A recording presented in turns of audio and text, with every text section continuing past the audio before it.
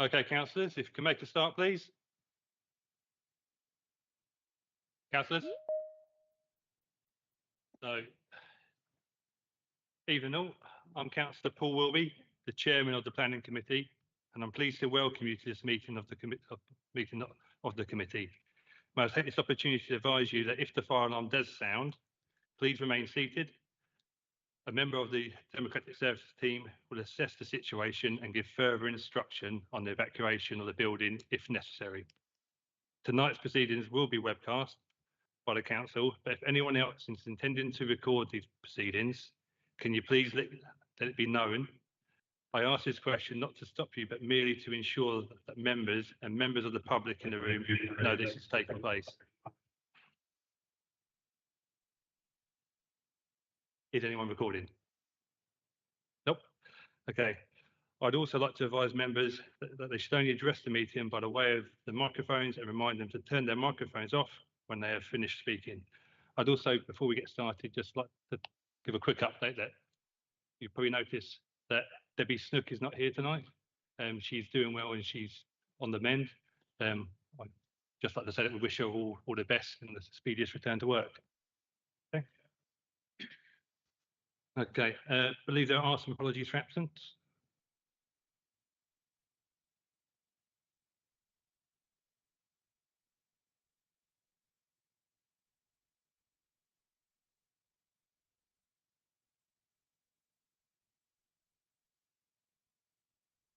Apologies for that, members. We've received apologies from Councillors Reardon and Trubinski.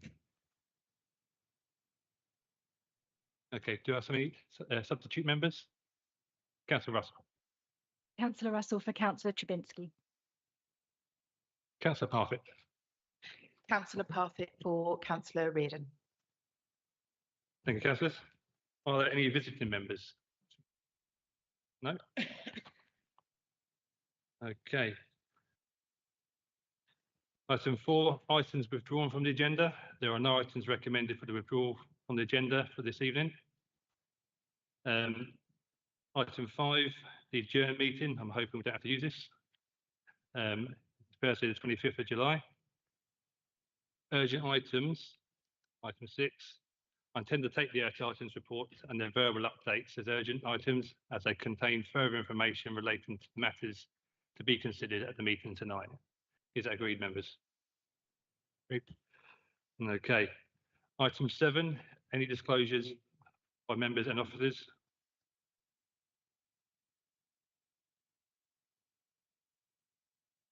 Councillor Jeffries. Item 16 is proposed by MBC.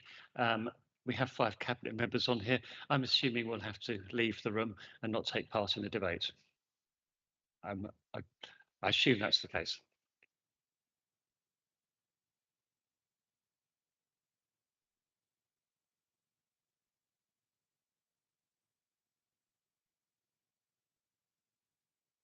I will just seek some advice on that. While that's going on, could anyone else disclose any issues? No. Councillor Thompson. Thank you, Chairman. In emphasis of a conversation that we've had previously, may I please beg your indulgence that you take your time to slow down as you speak and that you are close to the microphone so that you may be clearly heard. Thank you, Mr. Chairman. Any more disclosures of lobbying? Disclosures? No. While the officers are sorting out, we shall move on to lobbying. I will start on the left-hand side. And I shall go round. Thank you, Mr. Chairman. I've been lobbied on item 12. Item 12 as well.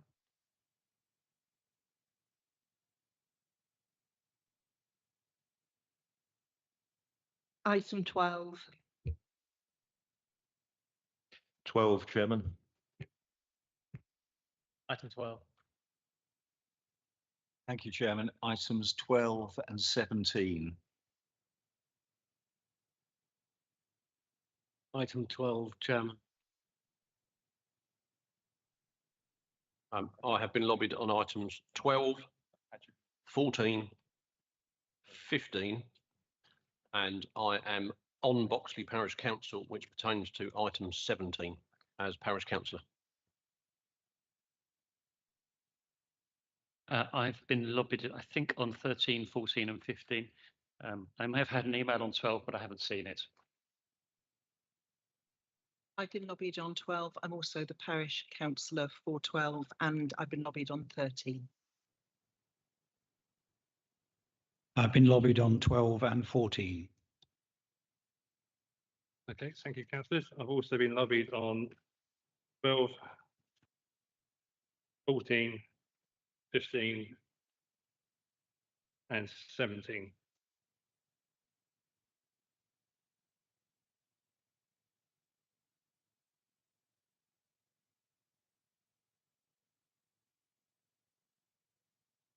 Okay, moving on then, item 9. I move that the items on the agenda be taken in public as proposed. Is that agreed? Thank you, councillors.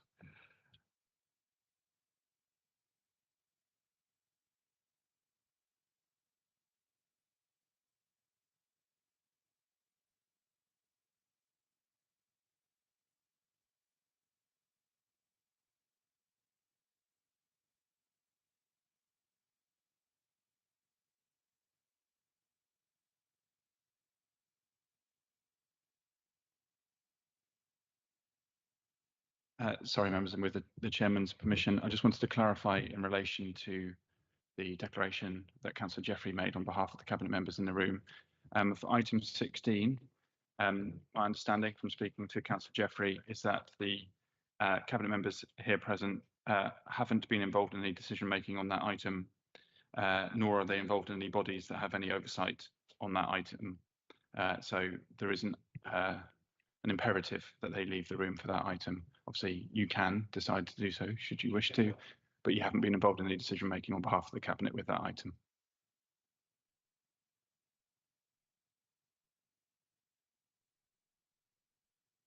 Councillor Thompson.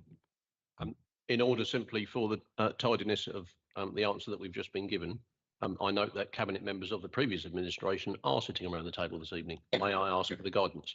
Thank you.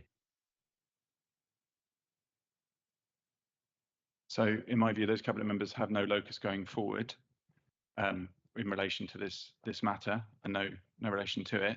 However, obviously I can't speak for those cabinet members in terms of their own minds. So as long as they are approaching it with an open mind, considering all the information that is presented in front of them, I think they can remain and speak and vote on that item. Councillor Prafford. It's a little bit difficult to recall, but I do remember we did have discussions around cabinet about the new cafe and potentially a flower shop. So I have been involved in discussions, but I can't remember any actual decision making being brought forward. But you come to this meeting with an open mind. Absolutely. Thank you, councillors. Yeah. Also. Councillor Russell. Exactly the same for me. And yeah, I actually can't remember much about it. So I've gone with an open mind. Okay, thank you, councillors. The legal officer just wants to quickly come in. Sorry, there's just a question that someone had mentioned that people had said that they sit on parish councils, but I don't think they declared whether or not they'd actually taken part in any of the decision making on the items on the agenda. So if you have been on a parish council and you have been involved in the decision making on any of these applications that are before us tonight, if you can let us know, because that obviously does impact on you. Councillor Thompson. So to be clear, with respect to item 17, I was not involved in that decision. Councillor Cox.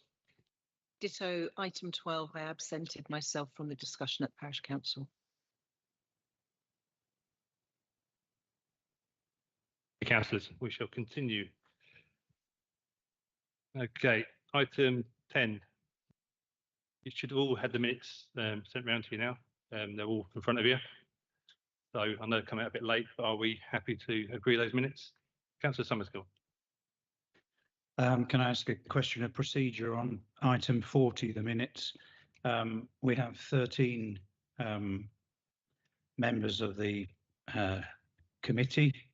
It states that one person didn't participate in the discussion or the voting, yet the voting numbers are 7 for and 6 against, which add up to 13.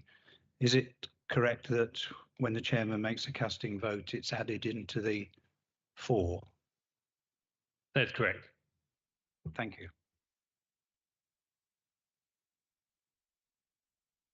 So can I take them as a true record? Agreed?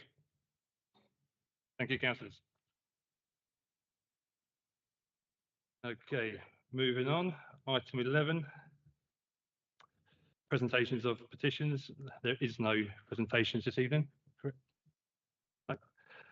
Item 12 then. I call upon Francis Amaker, Senior Plan Officer, to introduce the report on item 12.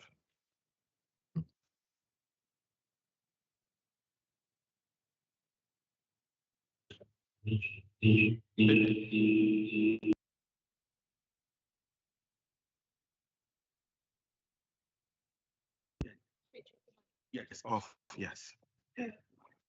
Oh, sorry, yes, sir. So councillors, this is a starred item. Unless anyone wishes to talk on it, are we happy to take it as a starred item? Yeah. Councillor Summergill. Yes, I'd just like to clarify on the update that that is the sole route for HGVs that's taken.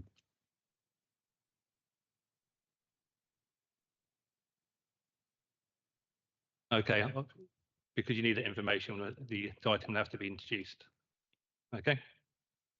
Okay. Could you please introduce the item, Officer? Thank you, Chairman. Good evening, members. This application is to change the use of the existing agriculture. Sorry, Francis, could you hold fire while we set the... Sorry. Sorry, members. Yeah, this application. Yes, this application is to change the use of the existing agricultural building to be a use within Class B8 storage and distribution for temperature-controlled fruit storage. The council gave prior approval in February 2020 for an agricultural building on the application site. A further approval was given in March 2022 for a larger replacement agricultural building for temperature-controlled fruit storage. These prior approval decisions were made on the basis that the building was agriculture for storing fruits originating from forest farm. This is the area view of the application site, and the application building is to the top corner, the north of the site. The planning enforcement investigation in January this year established that the building was in part being used for temperature controlled storage of fruit, which did not originate from forest-owned orchards, but from partner growers. This change represents an industrial use and the application has been submitted to regularize the planning position. The application has been assessed on the potential impact from the change in the origin of stored apples, and the building's location is acceptable in terms of neighbor impacts and public viewpoints. This is an aerial view of the site showing the application building again to the north of the holding. The appearance of the existing building on the application site has been found to be acceptable in previous applications in relation to visual impact, including the impact on the Kent Downs National Landscape. No open storage is proposed on the red line application site, with restrictive planning conditions recommended.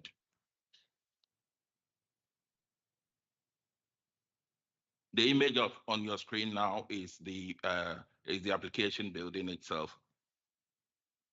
The impact on the road network from any associated vehicle movement would not be severe.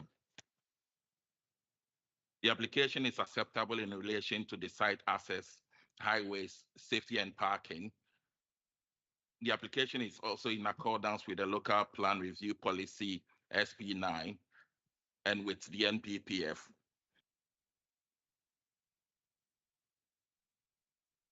This image on your screen is the existing floor plans and elevations. The use of planning conditions and the Section 106 agreement would ensure that, will ensure consistency across storage and processing operations, and that the impact caused by the road network would be mitigated. The officer recommendation is to approve subject to conditions and prior completion of a legal agreement as set out in the committee report. Thank you, Mr. Chairman and member. Good evening, councillors. Just to point out that there is an urgent update report with this, and it's recommending a number of changes. Thank you. Before I call the applicant, could the officer go over the changes in the urgent update? Could you go over the urgent updates? Yes. Yes. So the main planning issues raised by the local councillor have been addressed in the committee report. The head of terms include requirements for completion of HGV routing agreement. The conditions recommended in the main report for the storage building match those on the adjacent apple processing function. This apple processing function does not form part of the current application. The requested planning condition for a blanket restriction on HGVs from 18 hours to 8 hours would fail to comply with the 6 tests set out in the National Planning Policy Framework. Thank you. Okay, thank you, sir. Can I call for the applicant, Lee Brunside?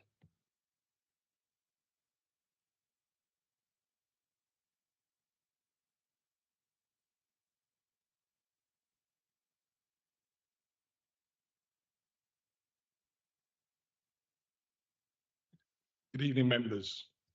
I'm Lee Burnside. I'm the Managing Director of Prioritised Forays, and I appreciate the opportunity to speak this evening, but I'll keep it as brief as possible. Hopefully you had a chance to review the letter that was circulated ahead of this evening that gave you some background to us as a business and what we endeavour to achieve at Forays Farm. We think it's crucial that our customers understand the whole field to fork and where the products originate from, hence the reason why we acquired the farm and the processing site. We're investing in the orchards, the processing facilities, and the local network of supplier farms to ensure that that's sustainable and ethical.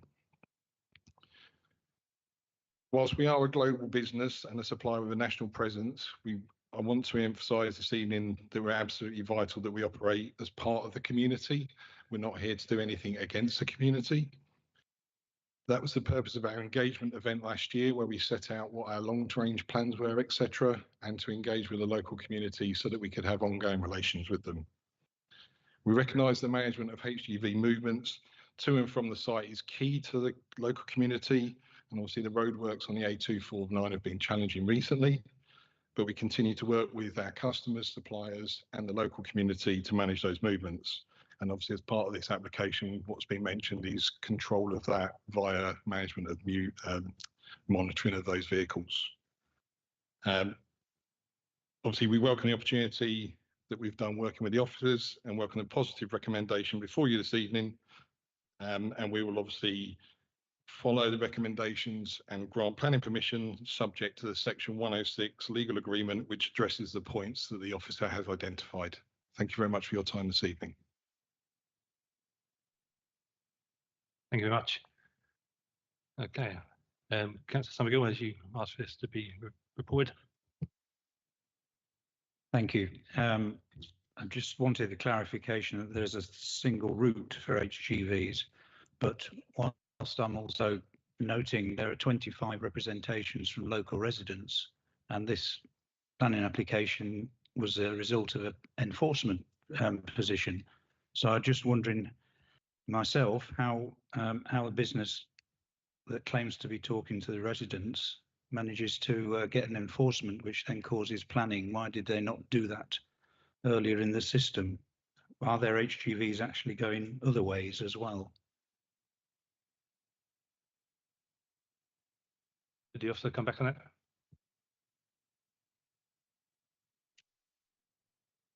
that? Thank you, sir. As indicated in the committee report, the application itself has been a result of an enforcement investigation. In terms of the HGVs using other routes around the area, we are going to have a discussion with the applicant and their agents to secure a Section 106 agreement to control any which route vehicles should take to the site.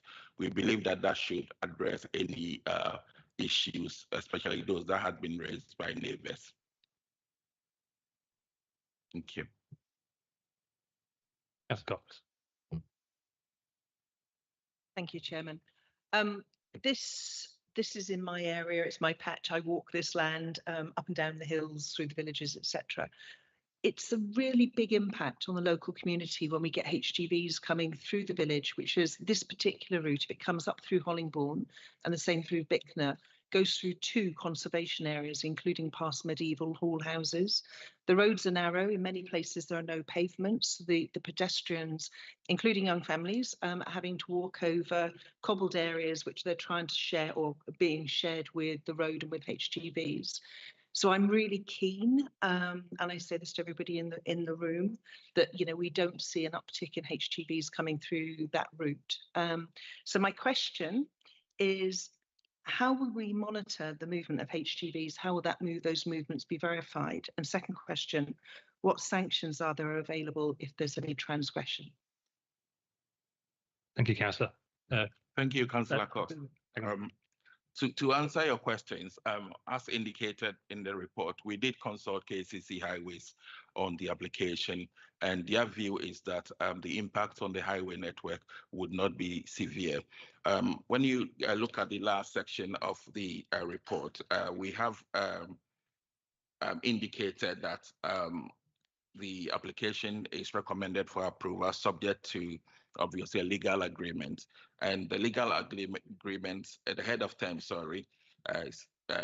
relates to the completion of an HGV routing agreement between, I'm referring to page 10 on the agenda. So completion of, sorry, my eyes.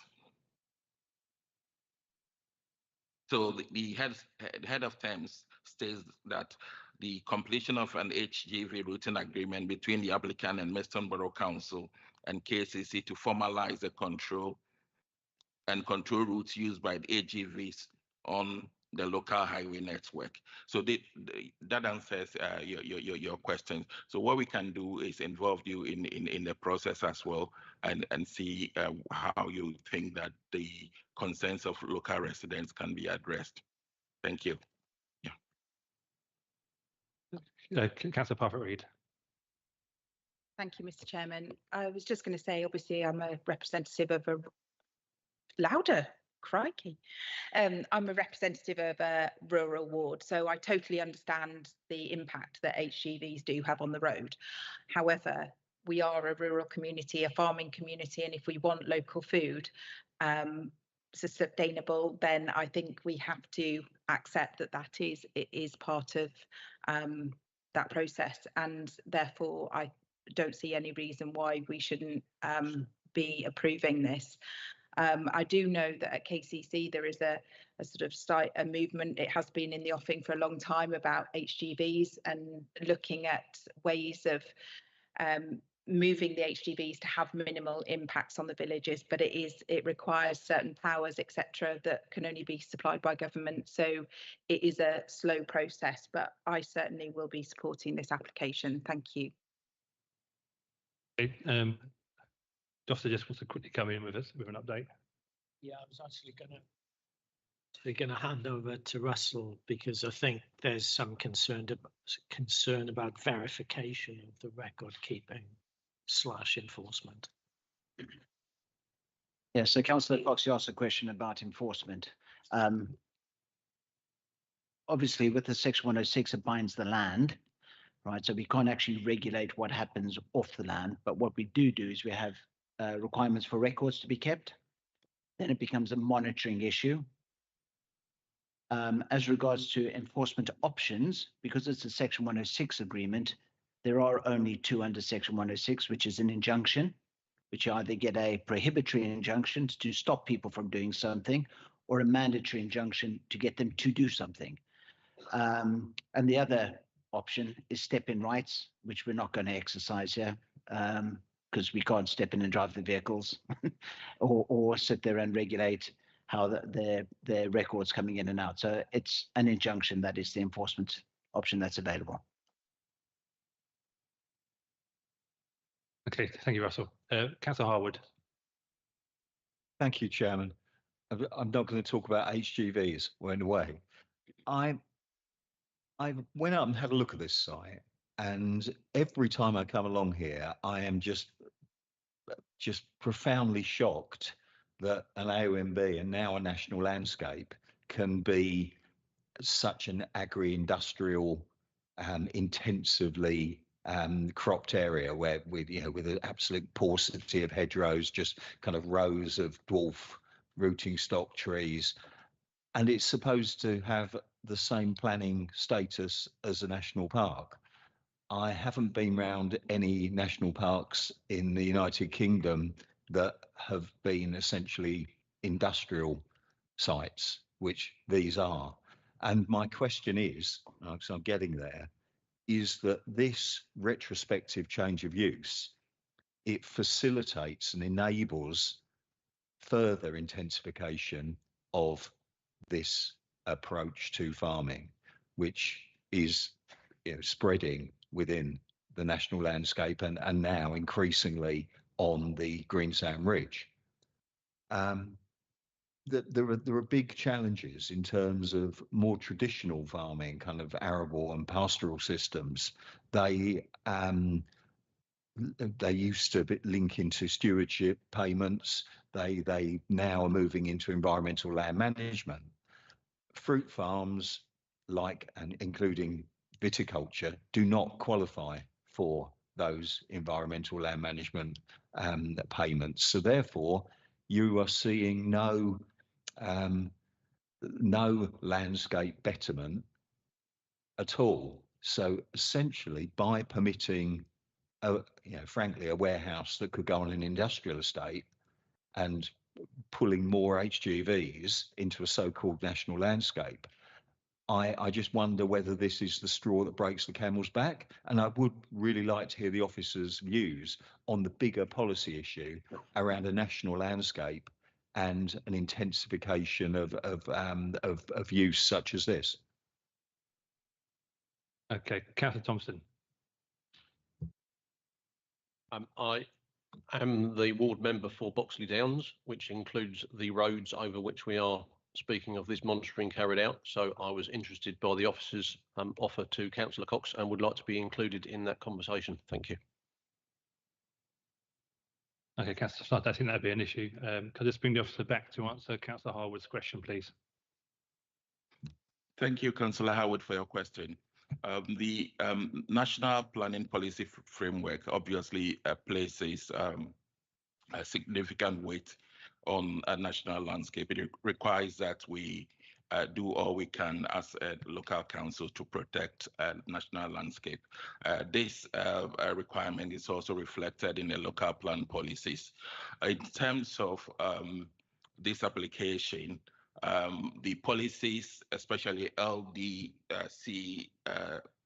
LPRCD6, recognize that there needs to be a balance between protection of national landscape and economic activities in the countryside. We have assessed the application on this basis, and we believe that with the policy requirement, the application complies with all relevant policies in the local plan and the MPPF. And so we have recommended that it's approved. Thank you, Councillor. Bob Jarman. Just going back to the sort of core issues here, the application is solely for a change of use, to change the use of an existing building, as you pointed out, Councillor Harwood, from agriculture to B8, which is storage, I believe storage of apples. As Councillor Cox alluded to, I travelled up yesterday going up Hollingbourne Hill, and as I turned left off Hollingbourne Hill, I passed two other commercial farms, and this was the third one. But, you know, planting dwarf apple trees, etc., is not classed as development, so the farmers can do that without the need for planning permission. If I can come back, Councillor Harwood, sorry, had another councillor before you. Yeah, Councillor Russell. Thank you, Chairman. Yeah, I mean, look at our crest, agriculture and commerce. This is a farm and it's already got the building. If I'm missing something, I think it's that we've got the building. Originally, it was for their own apples, and it looks like they're bringing in apples from partner farms and doing exactly the same thing. It's just as different apples. So I totally get the HGV will be increased because obviously it will be on site going out, and now you're coming in and going out. But I think that has been conditioned, and that's got the Section 106. And also a lot of these things that we do have had over the years are KCC highways issues. And we all know if they haven't raised an objection, then they are the highways authority.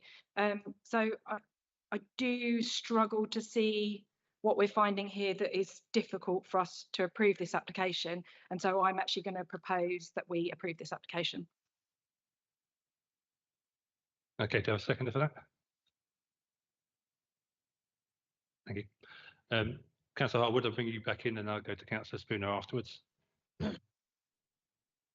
Yeah, thank you. Just to come back on that point, I think the crux of the matter is that this is basically a pack house which is going to take fruit in from other sites. It's on a narrow lane in a national landscape. Is that appropriate? And you talk about, well, there's very little we can do about the industrialisation of our protected landscapes, and it's continuing apace, and it will only get worse. But there is, in a way, if we were stricter about the uses, it would mean that we would not be shuttling kind of fruit into a national landscape. We would be using sites that were closer to the main highway network, and so I think there are some policy choices to be made here, and I think there's a balance issue. And I think what I'm after is if we do not have the policy armory via the National Planning Policy Framework and our own local development plan, because of this fundamental change that's occurring within the countryside, we ought to look at the policies around particularly fruit and viticulture. Yeah, I totally agree with that. As we probably all know, this isn't the only sort of industrial scale application that we've got on our books. So I think economics are not going to change. I wouldn't have thought so. Yes, I think there is a policy vacuum that needs to be populated. So Councillor Harwood, are you proposing that you want that policy looked at in future? Are you proposing? Yeah, to add to the? if the committee agree, a reference to the portfolio holder would, I think, be worthwhile, because I think it does need to be looked at. Yeah. I think that portfolio holder is yourself, Councillor Harwood. So, Councillor Spooner. Thank you. Thank you, Mr. Chairman. It's given me a minute to compose myself. I have every sympathy with what Councillor Harwood has just said. Fully understand this industrialisation of not an AONB national landscape, but in this particular instance, this original building was granted, but it didn't have to be granted permission. It was agricultural PD rights. And I suppose what's worrying us at the back of our minds is, when is the next one going to come along?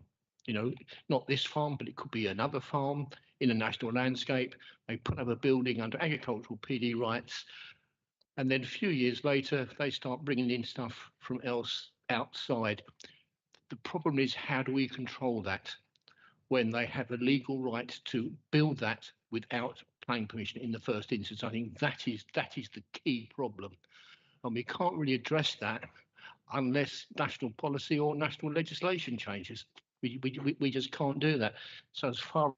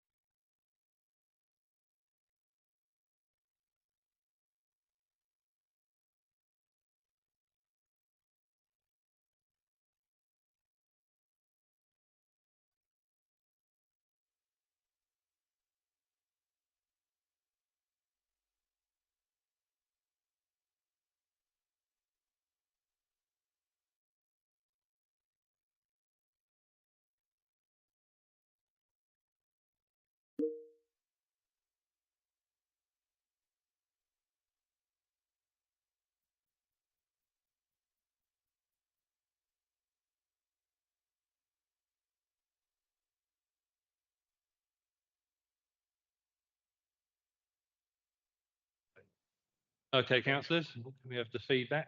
We're up and recording. If it does drop again, we are just going to continue without the recording. Okay. Okay, councillor Spooner, please continue. Thank you, Mr. Chairman. I think I just need to summarise what I was saying by simply saying that we may not be 100% happy with this application. We are concerned about the local roads, but it has been extensively researched and looked at by KTC Highways, by our own people. I think we have a suite of conditions and the legal agreement to control what's going ahead, and I'll be happy to support the recommendation to approve and Councillor Harwood's own recommendation to himself about investigating the policy issues involved. Thank you. Thank you, councillor Spooner. Are the proposer and the seconder happy with that? Just to bring Roger in just last time. Yes, I'm really sorry, Chairman. As Councillor Spooner was saying, it's really important to get the caveats on this right. As a number of councillors have said, there's been a lot of objections to this. So myself and Russell think that a maximum average is a bit vague. To me, you either have a maximum or you have an average. So we suggest that the second head of term should be a maximum number of HGVs being 24. So it's nice and exact. Councillor Russell, were you happy with that? Okay. Russell? Sorry, there was something which I was just, it was mentioned earlier. I think Francis said that you could be, sorry, Councillor Cox, I'm looking at you because it was kind of directed at you, about you being involved in something. I hope we're not talking about involved in the negotiations of the Section 106 agreement. I'm assuming it's something else. What is that? Sorry, if I could get some clarification, thanks. As we said, in the village, it's a long thin village, and the best way of actually monitoring the traffic flow through is the local villagers who keep an eye on every HGV coming through this conservation area to these industrial farms. And just for the record, the national network, the A249, is probably 2 miles away from this farm, but the lorries will take the convenient route of going sort of like through a larger road because whatever reason they do that. So really what I was asking for is access to the parish council to the data records that are kept or provided by the farm, because they can then cross-match them against what the people on the ground are seeing. So we can work out a way to do that. But or the other way around, that you get access to the parish's records of what's coming through. Yeah, I think the way it would have to be dealt with, it would be through a form of record keeping, which would then have to be accessed through the council exercising its enforcement options, because they're the statutory enforcing arm for the local planning authority, not the parish council. Or I'm not trying to dissuade, but I think that's how they would get their information.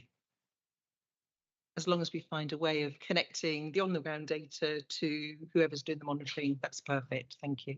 Well, I think it's always a case when it comes to enforcement that a lot of enforcement is actually done by people on the ground. They're the people who report it.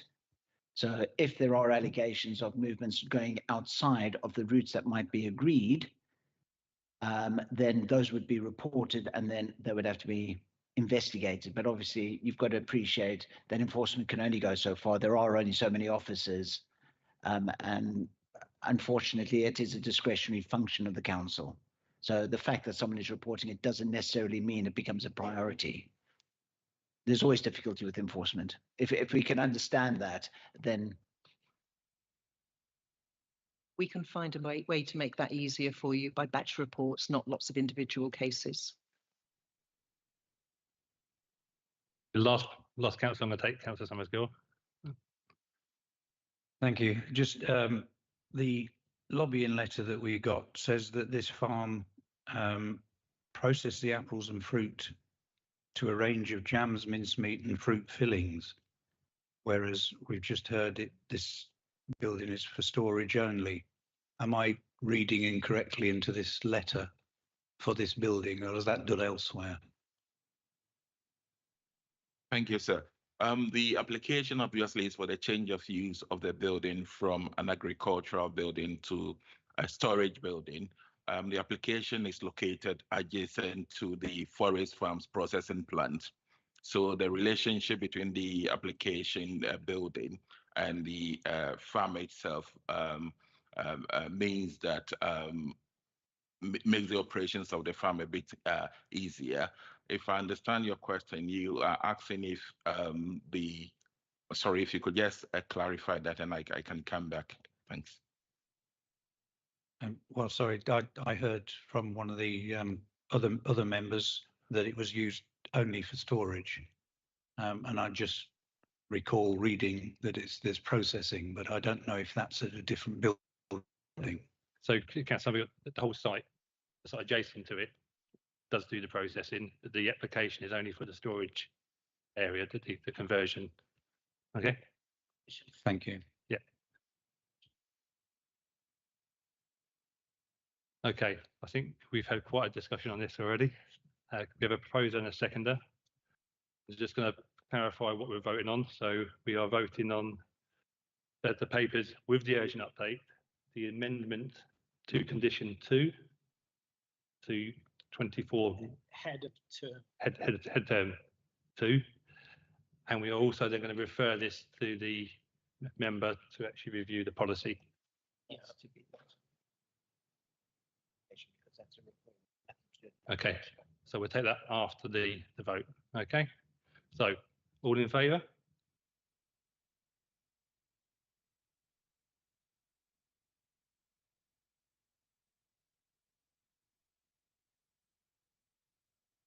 Those against?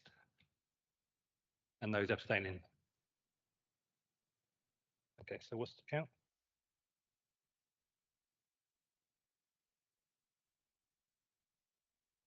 There's 10 in favour, 2 against, and 1 abstention. So 1 against, 2 abstentions. That passes. Okay. Okay, and now we have to vote on the referral for the policy to be referred to the member.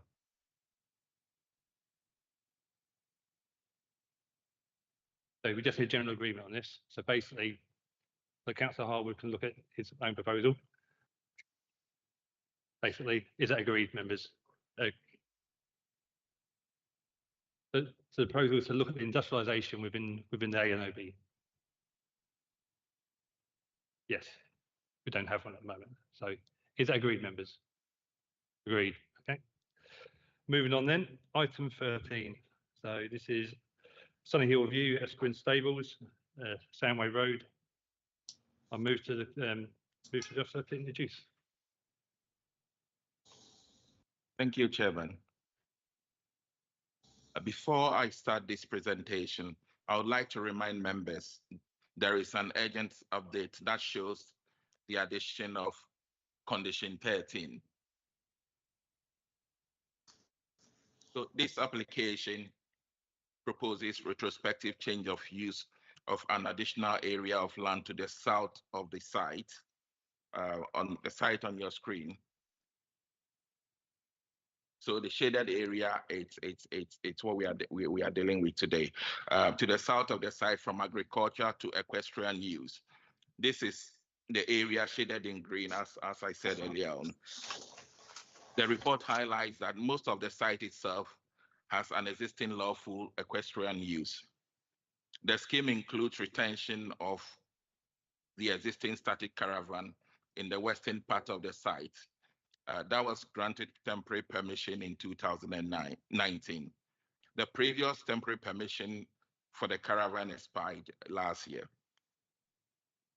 The scheme also includes retention of the stables in the northern end of the site. So the annotated site area photographs indicate the location of the stables. The top part of the site has the stable buildings, which relate to the current application. To the west is the application site access. The static caravan approved under application number 19505246. It's also stationed next to the stable buildings. To the south of the site is the Lenham Sandpits.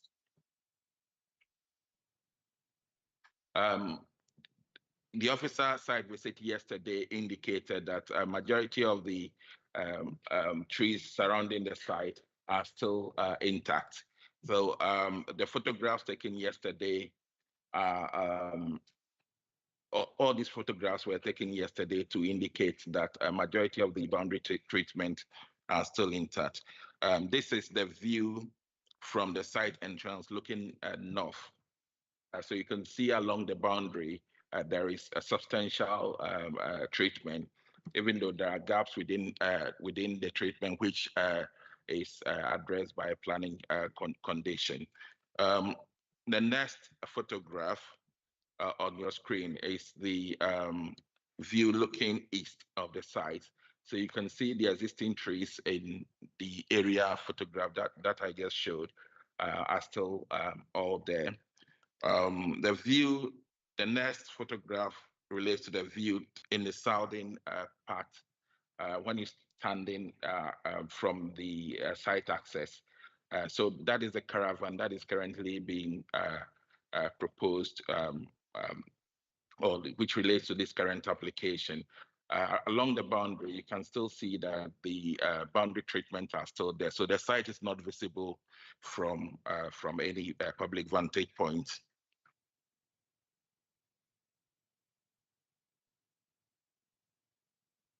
The application is acceptable in relation to the local character and appearance of the area. There is no identified impacts on neighbor amenity. The application is in accordance with policy CD3 in terms of temporary residential accommodation for rural workers in the countryside, and also the functional need for a full-time worker. The stable buildings to the north of the site have been on site for at least 2012 and are also appropriate in their design and scale. The change of use of the land from agricultural to equestrian use are acceptable and in accordance with the adopted policy CD7.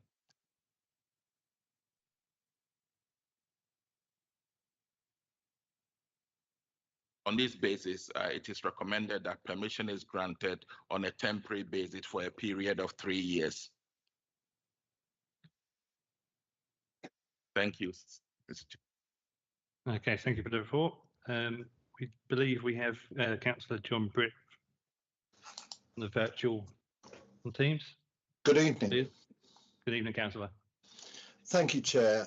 Good evening, members. Thank you for giving me the opportunity to speak to you, and I do apologise for not being with you in person tonight. Once again, we find ourselves trying to bring a halt to this application. Having read the officer's report, which, while citing all manner of documents, and unless I've missed it, fails to mention the adopted Lenham Neighbourhood Plan and the policy it contains, policy CP1, which relates to the protection of the countryside. That policy sets out the details whereby the Parish Council will not support any proposals which are, in its view, contrary to the policy and the purpose behind it. So I commend the officers to read the neighbourhood plan. It's important.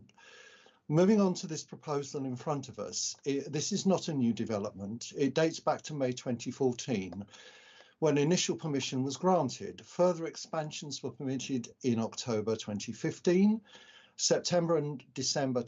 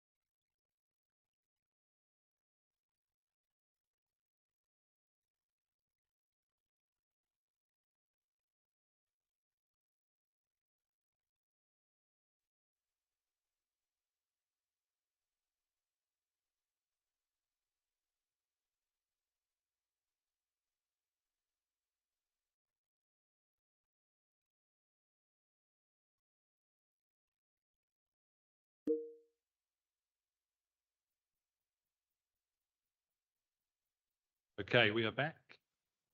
Just make sure that Councillor John Britt is with us. I am. Okay. Councillor John Britt, I've just been asked by officers if you would just let the officer who introduced the item come back quickly, because he's just to clarify something that you've already actually raised. Did you hear all of my my input? No, so we're going to let you start again from the 3 minutes, but I just want to come back to the officer first of all. Okay. So if you just hold on, I'll just bring the officer back in. Francis.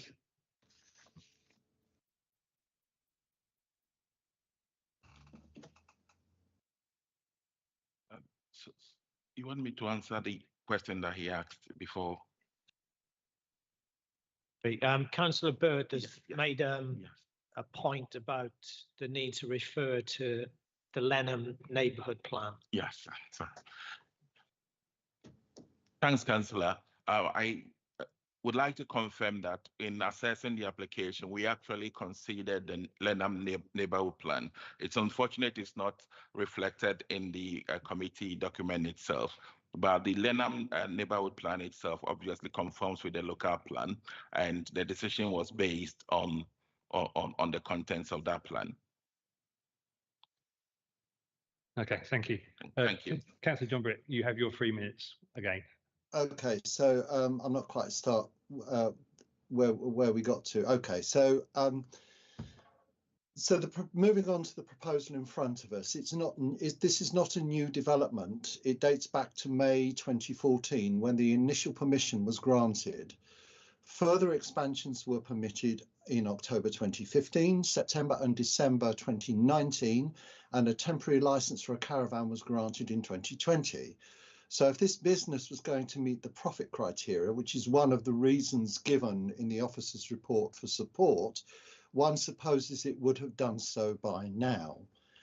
The reality, this application is an example of where the current planning regime is at odds with reality.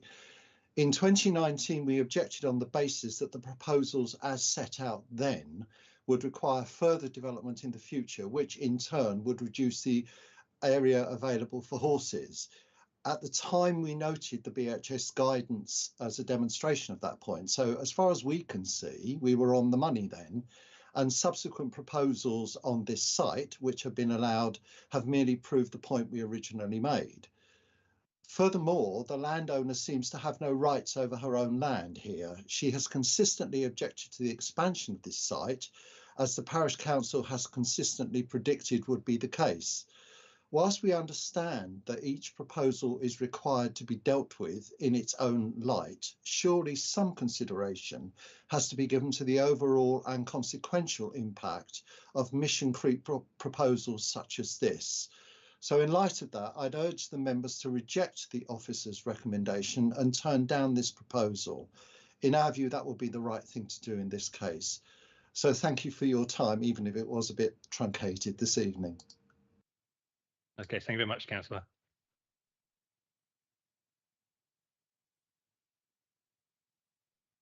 Yeah, I'm just going to bring the officer in to clarify something that was just stated.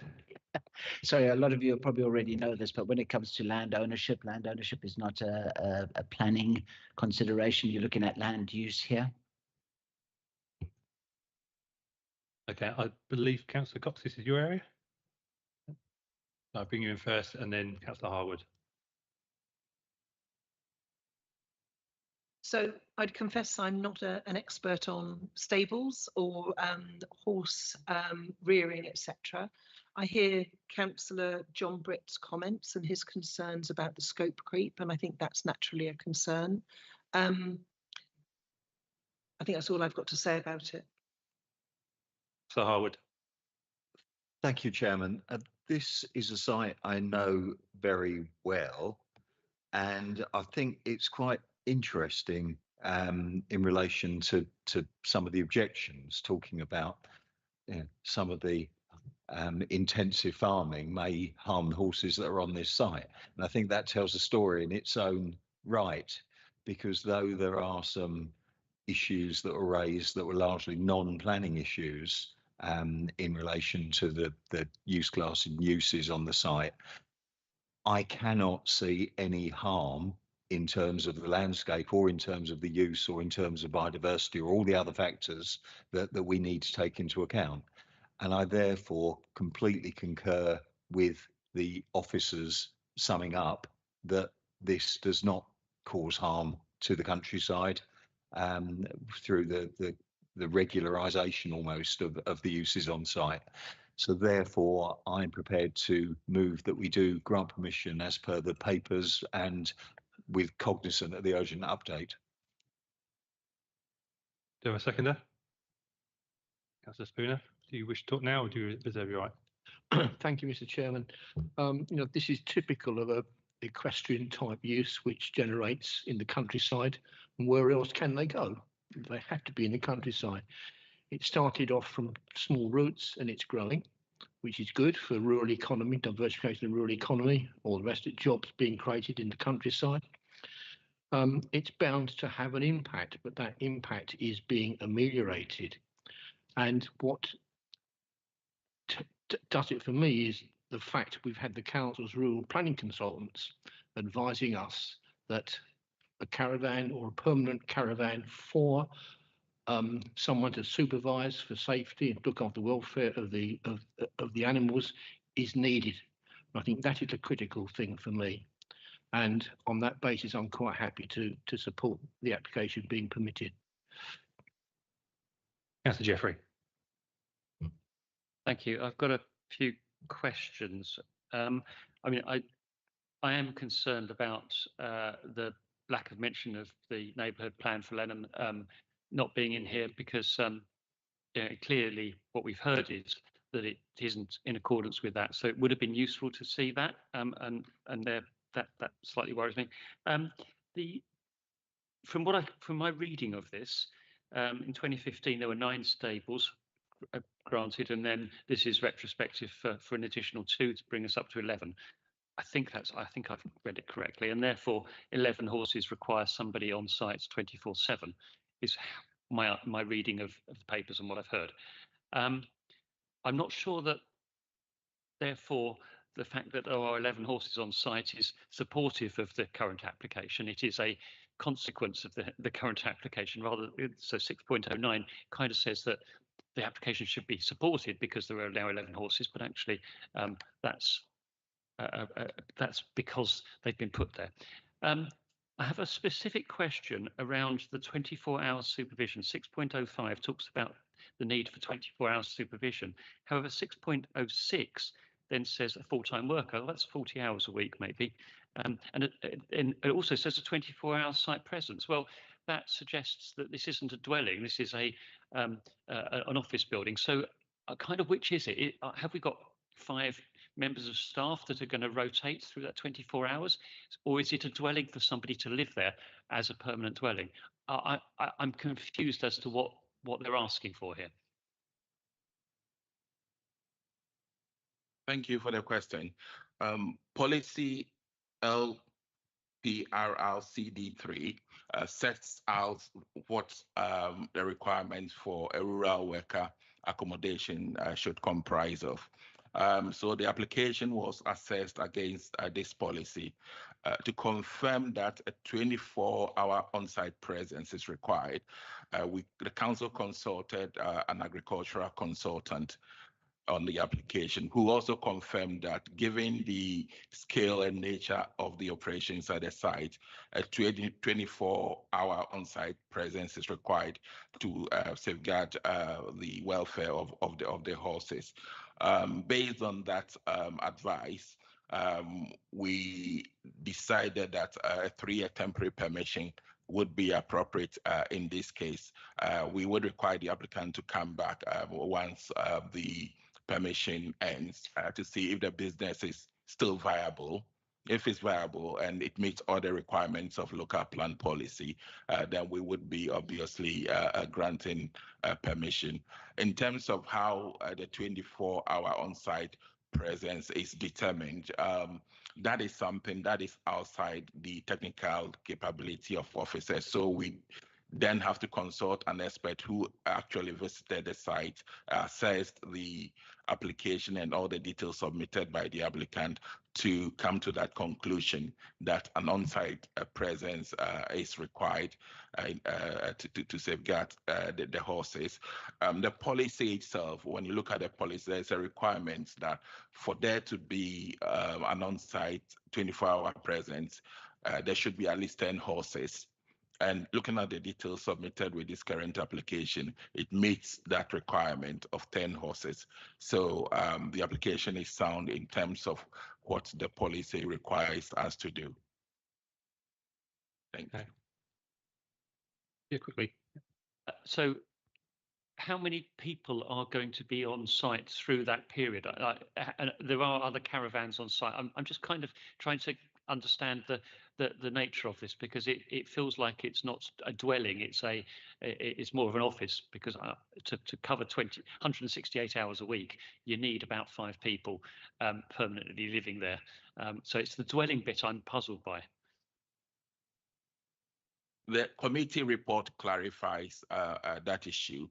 There is an existing caravan on site, and that is used for an office for visitors and other people who visit veterinary staff and other people. But for the current caravan that is being permitted, that is strictly the accommodation for a rural worker in relation to the established business on site. So there is a difference between the existing caravan, which obviously it's used as an office for the business, and then the caravan, which is currently subject to this application, which is for a rural worker accommodation.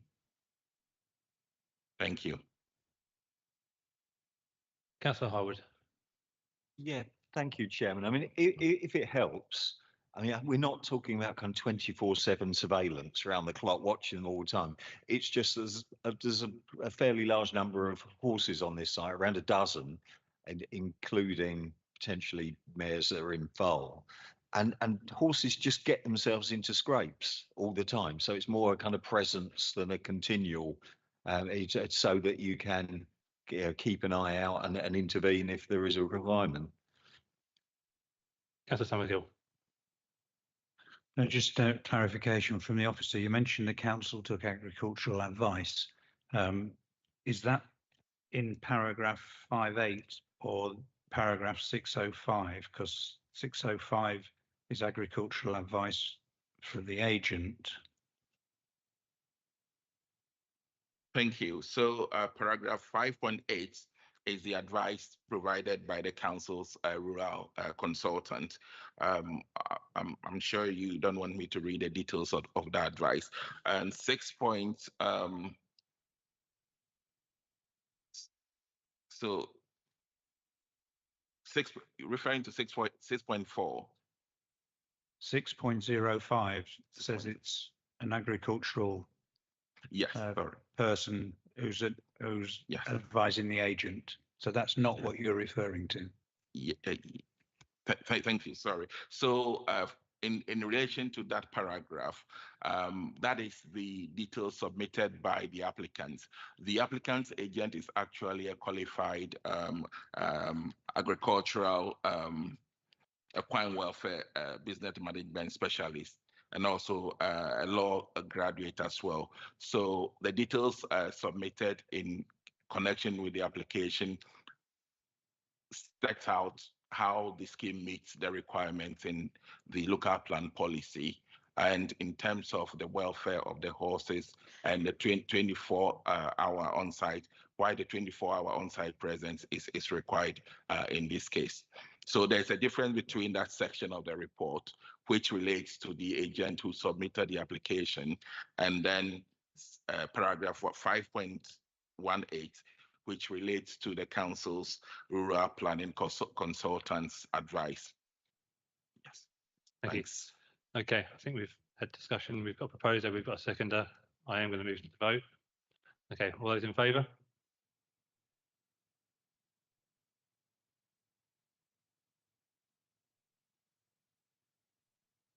Those against? Those abstaining? So there's 11 for, abstentions. That passes.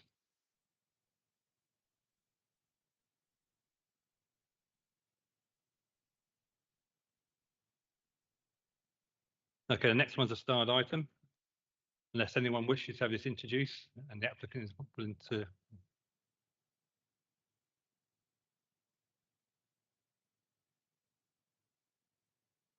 Okay, the officer has got an officer recommendation. It just needs to change slightly. So he's just going to update us on that. Yeah, so there was, just referring to the urgent update at Elmscroft Cottage, there was an ecology issue on site. It's been resolved. It should have amended the officer recommendation just to remove the requirement to referring to the Section 106 agreement. So the recommendation is just approve subject to conditions. Is the applicant willing to waive his right to speak?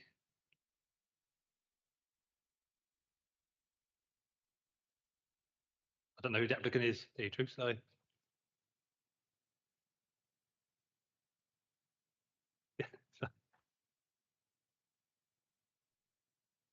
So if basically we're mindful to agree it's a starred item. If you're willing to waiver your right, we can agree it. Yeah, good enough. Okay. So, councillors, as a starred item, we still have to vote on it. Is that agreed? All right, all in favour? Unanimous, that passes. Okay, moving on to item 15. Land adjacent to Nerdon Farm, Pye Corner, Oldcombe. I move to the officer to introduce the report.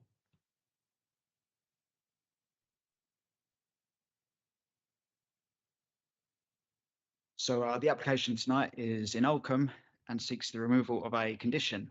Condition 8 was attached by the Planning Inspectorate as part of the decision to allow the appeal against the council's refusal of an application in 2022, which was for holiday log cabins, 13 cabins in total, and associated bases, roads, lighting, etc., plus the use of an existing vehicle access on Pye Corner. Here's the site plan. This was what was approved by the Inspectorate. So the surrounding area has a strong rural character, largely comprising of agricultural land with some woodland and sporadic agricultural and commercial buildings. So in addition to the removal of condition 8, the application also includes the submission of details relating to conditions 3, 4, and 5, which, as detailed in the officer report, it's not considered there's any issues with these. So I'm just going to focus on condition 8, which relates, so it's going to focus on condition 8. Condition 8 was attached to the appeal, and this was suggested by the case officer during the appeal process, and conditions the length of time any persons can stay in any of the holiday lodges. In this case, not in excess of 28 days and not for more than 112 days in any calendar year. Condition 7 attached to the appeal is the more standard holiday let condition, which prevents the holiday lets being used as the sole or main place of residence, and requires operators to maintain a register of names, addresses, and the duration of stay of future occupants. This information is available to enforcement, and should permission be forthcoming, this condition will be strengthened tonight. So all planning conditions need to meet the 6 tests set out in the NPPF, which also makes clear that conditions on permissions should be kept to the minimum. So these are that tests. So these are that conditions should be necessary, relevant to planning, relevant to the development permitted, enforceable, precise, and reasonable in all other respects. In consideration of the planning applications for holiday lets, the correct approach is found to be the imposition of a single condition, which is condition 7, as written in the officer report. The Inspectorate in the appeal decision relating to the 2022 application did not give any special reason for imposing the conditions, simply stating that a condition is necessary to restrict the occupation of the units in order to support the tourism industry and to prevent their occupation as permanent dwellings. Condition 8, together with condition 7, does not meet the statutory tests, as the condition is not necessary or reasonable. It is advised that condition 7, as proposed, is suitably robust, meets the relevant tests, and will more adequately prevent the issues that were given for the original condition 8. It is recommended that permission be granted. Thank you. Okay, Thank you for that. Could I call forward Alana Diamond, please?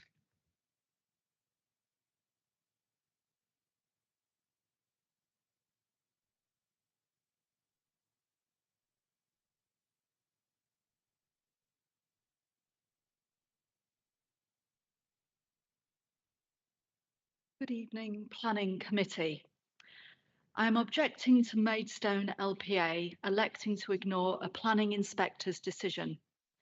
Condition 8 was deliberately inserted by the inspector to ensure the 13 caravans are indeed used as holiday lets and not permanent residents. This is reinforced by the planning inspector including a specific clause on the number of rental days. This does not duplicate condition 7, instead it reinforces this clause, and it was the very intention of the inspector. Maidstone would like to exclude clause 8 and importantly not uphold a planning inspector decision. The committee needs to note that Maidstone originally objected to the application and spent a considerable amount of public resource to object to this case and take it to inquiry. The inspectorate reviewed the case in a systematic and thorough manner at significant expense to the public purse. Maidstone should abide by the inspector's decision, which is on behalf of the Secretary of State. Surely the planning inspector's decision should be final. Otherwise, what's the whole point of the planning process? I've asked via Freedom of Information request whether Maidstone has ever not upheld a planning inspector's decision, and the answer was no, never. Yet here we are for the very first time with Maidstone intending to go against an inspectorate decision. This new stance is very worrying. Just because in theory an LPA can choose not to uphold an inspector's decision, that does not mean it's right or ethical to do so. Going against an inspector's decision is alarming, as it makes a mockery of the whole planning process. Indeed, why should we bother with the planning process if the LPLA cherry picks which conditions they want to uphold or not uphold, and does not follow the process set out by the Secretary of State? If this committee agrees the removal of condition 8, the whole process has been a gross waste of time and is a mismanagement of public funds, which I think is quite serious. It sets a very dangerous and highly undesirable precedent and raises procedural, ethical, financial issues which need to be investigated immediately. Thank you. Thank you, Councillor. Councillor Titcher, Parish Representative Oldham.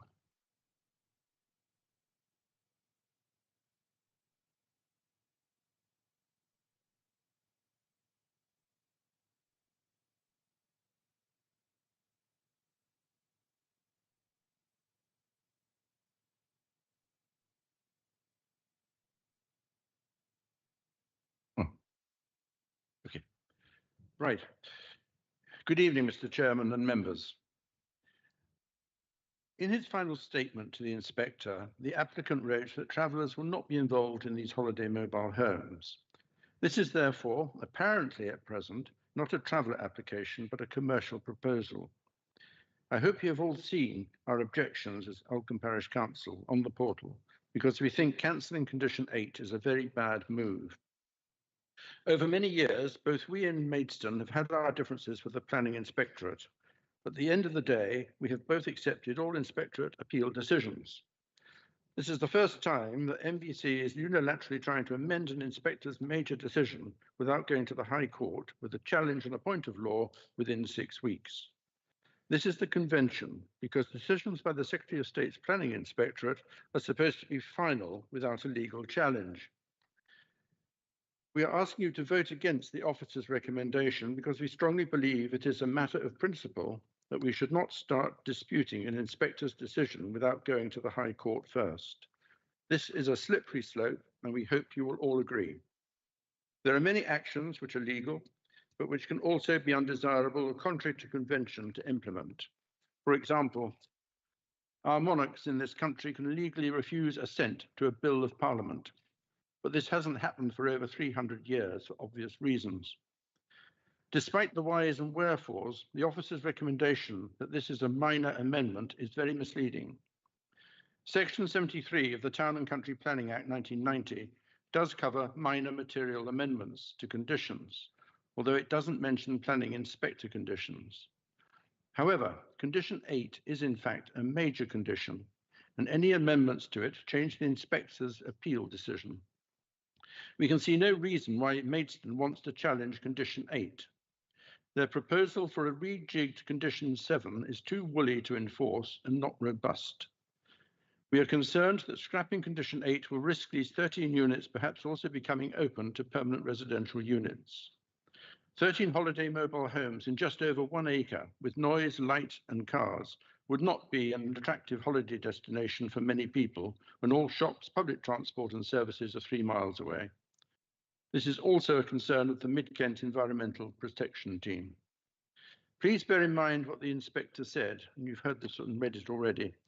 To ensure that the proposal remains for holiday lets, a condition is necessary. Please note the word necessary, to restrict the occupation of the units in order to support the tourism industry and prevent their occupation as permanent dwellings. The inspector then added condition 8 for clarity, which says, as you know, in front of you, the holiday accommodation hereby permitted shall only be occupied continuously for a period not in excess of 28 days and for not more than 112 days in any calendar year. What is wrong with condition 8, given that it is in place to support holiday usage? We hope that you will agree to refuse this application. Thank you. Thank you, Councillor. Go forward, Mr. Nicholas for the applicant.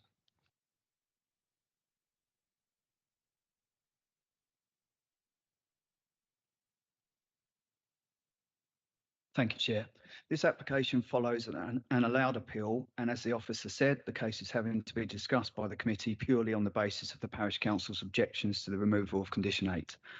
Part of the procedures of an appeal involve both main parties putting to the inspector a list of suggested conditions in case the inspector is minded to allow the appeal. In this case, neither officers nor the appellant, or the applicant in this case, suggested a condition akin to condition 8, so neither party can be sure on the inspector's origins for it. The case advanced by the applicant for the variation is based on Graham Simpkin Planning's experience of dealing with applications for holiday parks in Maidstone. Condition 7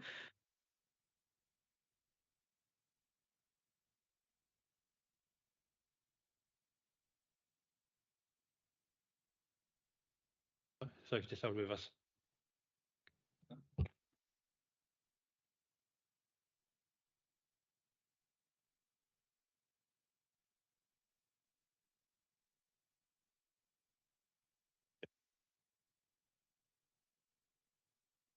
back on there. It's back on there. Okay. Do you want to start again, or do you want to start? Yeah. Start from a particular paragraph. I won't go right back if that's okay. Preferred. Condition 7, which the applicant wishes to have retained as issued by the inspector, is akin to a model condition from a government document that dates back to 2006. That particular document suggested no other conditions were necessary in order to control or limit the occupation of caravan accommodation for holiday purposes, such as at Neverend Farm. Essentially, it's a tried and tested condition that does not require condition 8 to exist alongside it. The condition still meets all of today's 6 tests for conditions as set out by the officer. We know a condition akin to number 7 has worked for Maidstone because officers and this committee have approved holiday parks with a similarly worded condition. But in these and in all other cases that the applicant is aware of, there has been no need to also include a condition akin to number 8. This includes 2 recent permissions in Marden and most recently in March of this year in West Farleigh. A condition akin to number 8 has never been promoted by the government as a model condition for dealing with holiday parks, and with that has quite correctly never been considered necessary in Maidstone or in any other local authority that I'm aware of. Any condition must be backed up by a robust justification and conditions should avoid imposing unnecessary controls. The inspector's reasoning for including condition 8 was said to be for clarity, but the applicant is unsure as to why the limit has to be 28 days, which would have the effect of, for example, preventing continued occupation throughout the summer holidays. Add to that, and there's nothing in the appeal decision that explains why the total number of days of occupation in any given year has to be limited to the precise figure of 112. There is no evidence to support the use of these two numerical limits. The robust justification for such a condition simply did not exist as part of the appeal.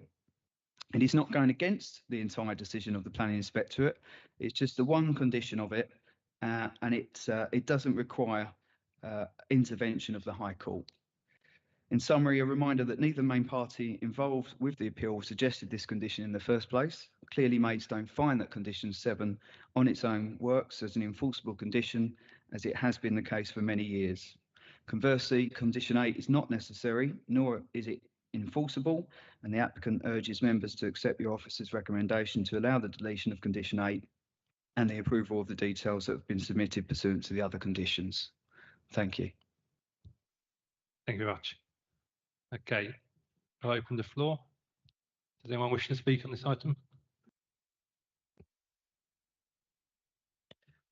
Yeah, I'm quite interested to know what the sort of rationale is behind the idea that this new condition is more reasonable than the previous one, because doesn't it either leave it open for, now I'm being a little bit facetious here, but for somebody to claim that they're going on holiday for, say, 48 years, or B, for the LPA to sort of arbitrarily decide what is and isn't a holiday use.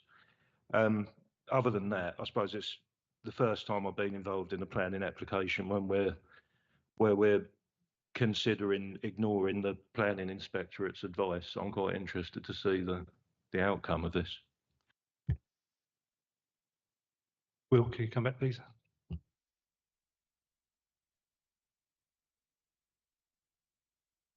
I think this has been pointed out previously. This was written representations. So it wasn't a hearing or public inquiry where there was discourse between the two parties. It was, as the name suggests, our statement of case versus the appellant's statement of case, and the inspector has imposed two conditions. Yeah, as has been said before, it's common practice to just impose the condition stating that people who stay in the tourist accommodation cannot have it as their main residence. That is a common condition. And also,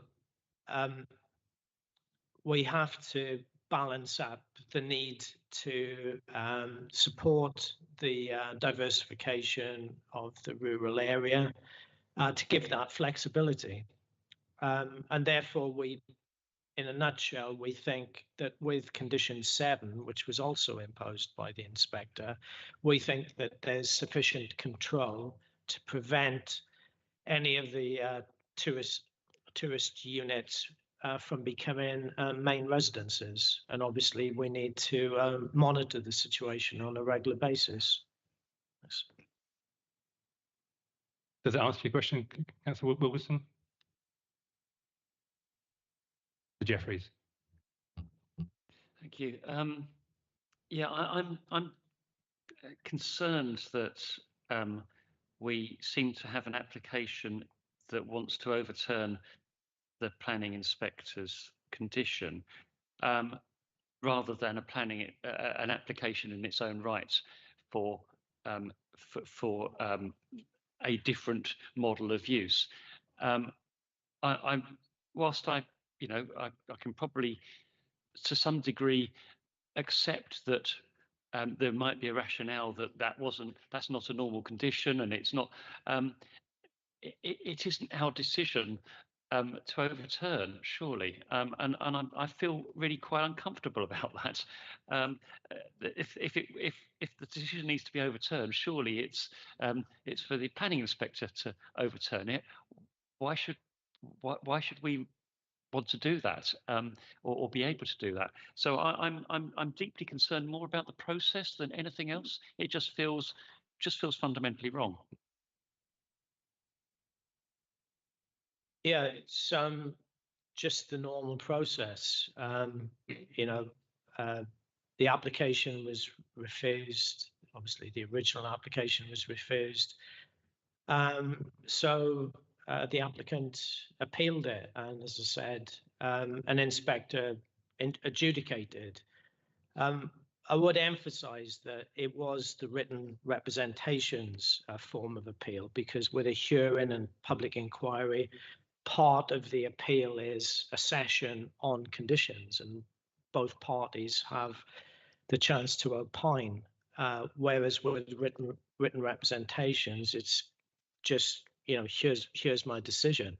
But it's just very common to go for what are called Section 73 applications. It's just normal practice. Sorry, can I just clarify my point? So, how often do we overturn a condition or change a condition that the planning inspector has put in there? Is that I understand the first bit of it, your response, but how often do we overturn those conditions? I can't answer that question, Councillor Jeffries. I haven't done any analysis of it, but we don't make any distinction between inspector decisions and our own decisions. Yeah, sorry. Sorry, if I can just assist, Councillor. No, sorry, you can't. Sorry, Councillor Jeffries, if I can just, by way of a process, all that's happened is you've got a planning application in front of you which has conditions. It was granted by the inspector in the same way that a council has granted the planning permission. Someone has submitted a Section 73 application to vary a condition, and you treat it as that. It doesn't matter whether it was the inspector or the local planning authority that granted it. The question, which is probably when a local authority grants it, you will see that you'll have a condition, and under every condition there should be a reason for the imposition of that. Unfortunately, that element is missing when it comes to a planning inspector's decision, because it's within the body of the report, and it doesn't always justify each planning condition. So to go back to your point, yeah, especially on written reps, but I think going back to your point, you just got to treat this as if it was it's a planning permission that's in front of you. The fact that it was granted by a inspector doesn't stop someone from applying to the local planning authority. If we refuse it, they have another opportunity to go and appeal it. So to just treat it as it's a standard application to vary a condition on a planning application. Doesn't matter whether it's granted by the local planning authority or the planning inspectorate. Thank you, Russell. Yes, so we are just following the process. Councillor Jeffries, Councillor Russell.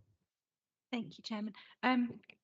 For me, I just was looking at what was covered in the new one that was previously in 7 and 8, and I just do think that 8 is more prescriptive. It's got an actual, 28 days and not more than 112 days in any calendar year. So I personally feel that that condition is more robust. And also, added to that, we know it's been set by the planning inspector, who's obviously got a lot more qualifications than me to sit here. So I feel confident that that is a robust condition. And I think if we move to the new one without that, then potentially we don't have all of the maybe salient information that will then make it easier to enforce against should we need to, which hopefully we wouldn't need to. And obviously, bearing in mind what the speakers said and Oldcombe Parish Council, that then to me they made perfect sense. So I'm just confused why we would change it. I think we shouldn't change it. Okay, thank you, Councillor Russell. Councillor Somerville, then I'll come back to you yourself, Rob. Just clarification with I've noticed before when there's been a holiday park kind of applications, the residents are not allowed to occupy them for, say, 60 days of the year. That's in order to stop full-time occupation. This is normally on a seaside park, but isn't this what the inspector was doing, providing a period so that ensures that people don't occupy all year? Councillor Cox. Thank you. So I think there is a difference between 8 and 7, and I think they're deliberately different. 8 to me suggests actually that it's accommodation that's going to be used by family 1 for 2 weeks, 3 weeks, 4 weeks, however long, and then family 2 will come and have their holiday, and family 3, etc. Whereas condition 7, I think, is sufficiently loose that you could have somebody come and live in it. You know, no, it's not their main place of residence. They live in, I don't know, Scarborough, but actually they're here for work and they could live in it as a place of residence. And I think that's quite a different thing from what the original proposition was. So my view is I think they will put in there deliberately for that reason. They say different things.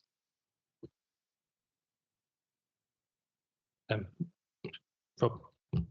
Yeah, sorry to come back. There are 6 tests to conditions.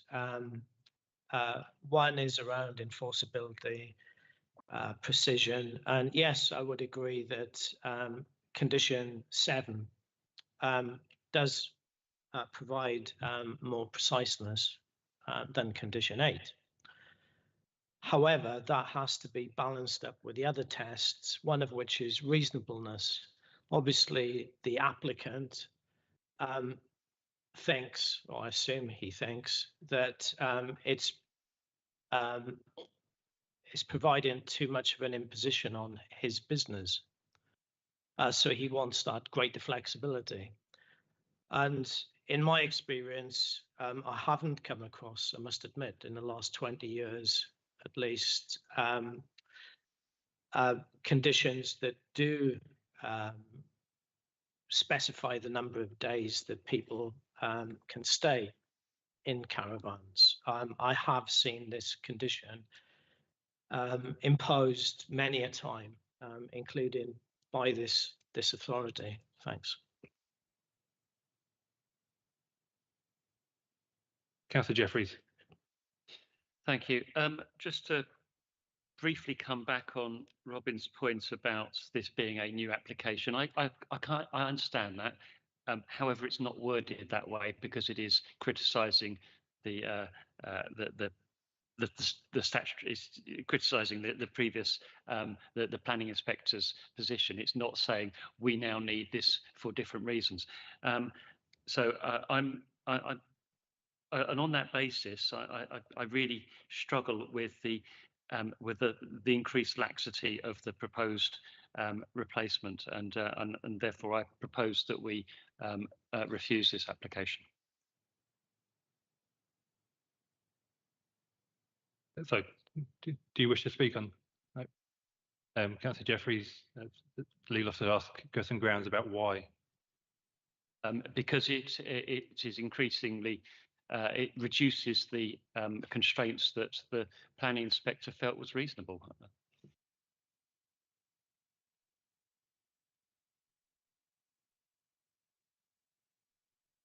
Okay, just checking to see if that's.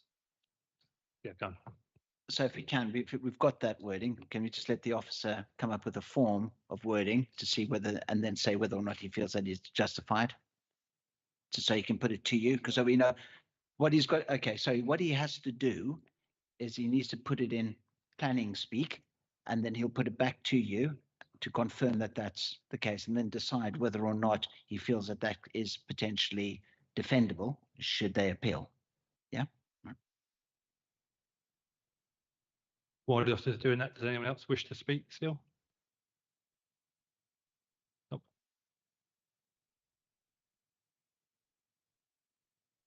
So Russell, I see you edging there.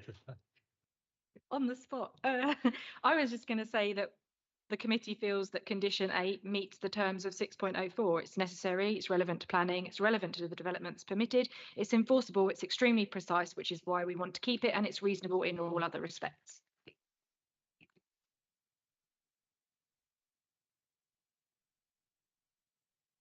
Sorry. From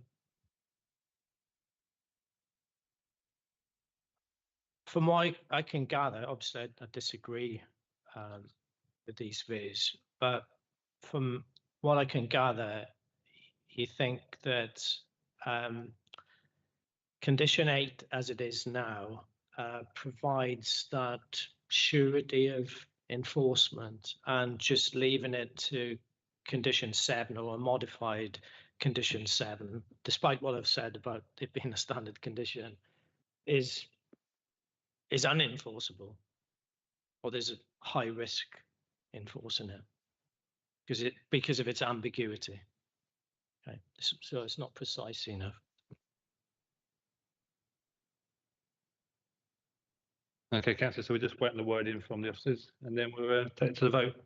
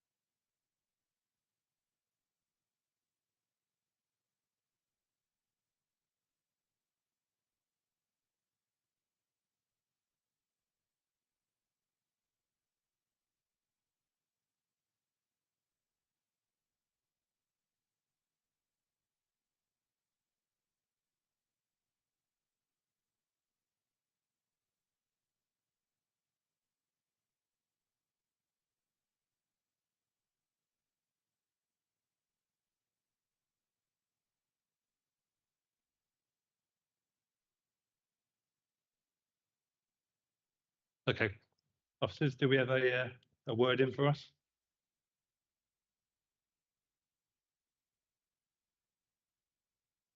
So the reasons for refusal will be condition 8 meets the test set out in the MPPG, MPPF, and such that without it, the remaining conditions would be imprecise and fail to satisfactorily regulate the proposed use of the site, contrary to the MPPG and MPPF. Okay, everyone happy with that? Okay, so all those in favour of refusal?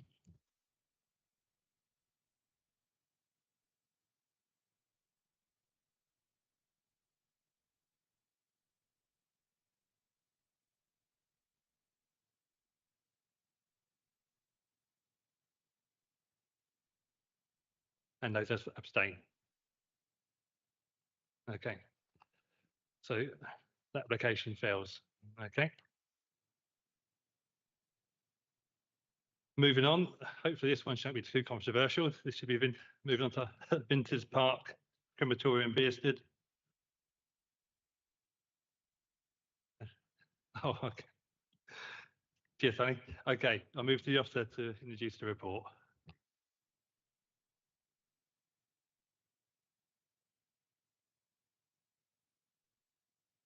The officer's got to introduce the report first. Councillor Nagy. Thank you. So this application is at Vinters Park Crematorium. There are 3 elements to the proposal. One is an open walkway linked extension. The floor cloisters at the site are a U-shaped, partially open building to the south of the committal service cluster. Constructed in 1997, they are predominantly brick under a timber apex roof with slatted ceiling and open eaves. The floor finish is a mixture of brick and concrete. The existing building design results in visitors being exposed to sun, rain, and wind when leaving the cloisters. An aim of the current application is to provide shelter from the elements by connecting the buildings as depicted before you. Another element of the proposal is the conversion of the existing storage building to a cafe and a florist. This is what the urgent update relates to. There's some revised plans were submitted for this. It's a bit self-explanatory. It's a proposed building. And finally, there'll be soft and hard landscaping to facilitate the development.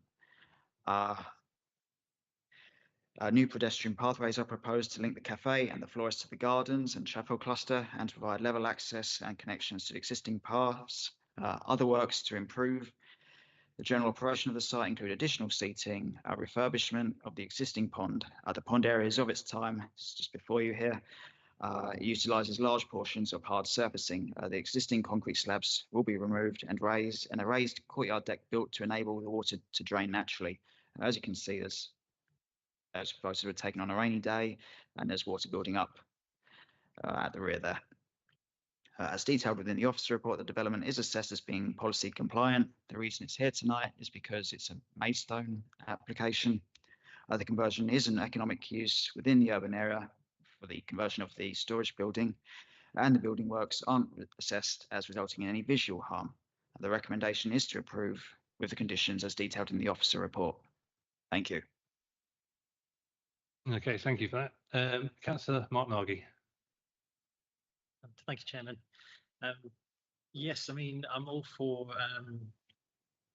upgrading and reviewing our services like this. I mean, looking at that, the walkway looks fine to me. Being able to have a sheltered walkway through that area looks good. The main issue I just wanted to raise was with the outbuilding itself.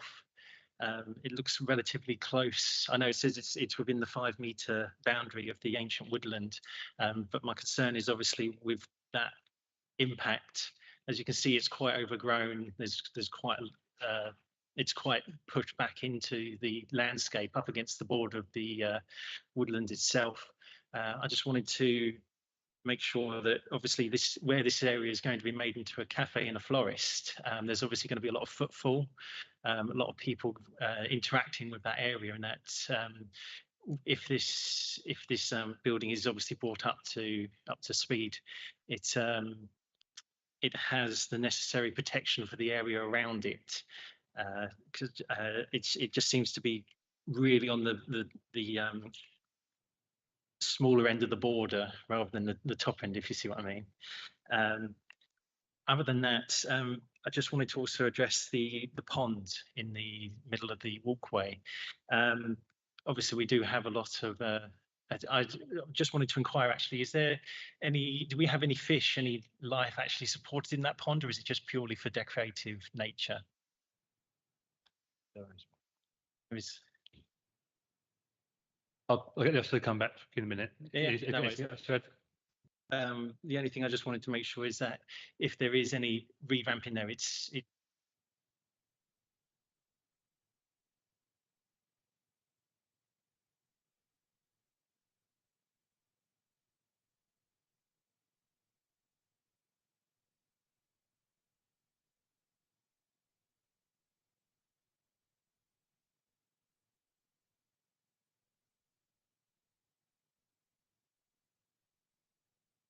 there we go.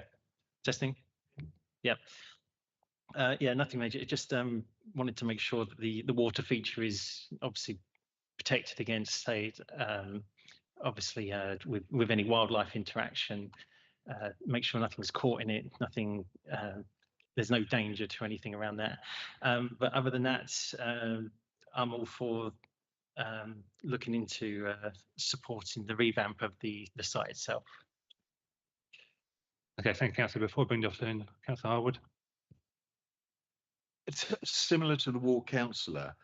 I think with the walkway, have no problem at all with the changes that are proposed to that. However, I have a very fundamental disagreement with the change to the basically derelict shed.